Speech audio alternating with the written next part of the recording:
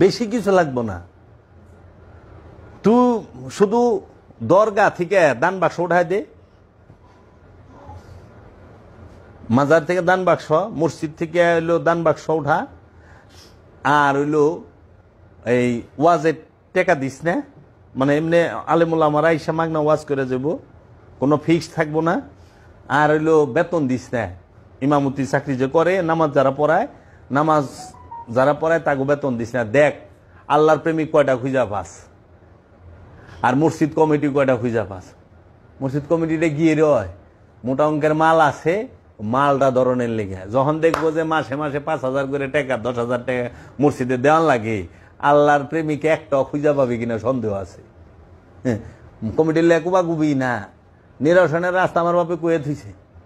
আমার বাপে তো আলেম ছিল, মসজিদের কারবার, মাদ্রাসার কারবার আমরা খুব ভালো জানি, বুঝছ। এতিম খানায় টাকা দিবি, এতিম খানায় দিবি না, এতিম যারা আছে তা গোয়াতে দিবি। মনে করে মাদ্রাসায় 100 জন এতিম আছে, 100 জন এতিমরে ডাকবি, লাইন ধরে খারাপ করা, প্রত্যেকের হাতে 1000 করে টাকা দিয়া যা। দেখ কমিটি থাকেনি আর মৌলভী সাহেব থাকেনি।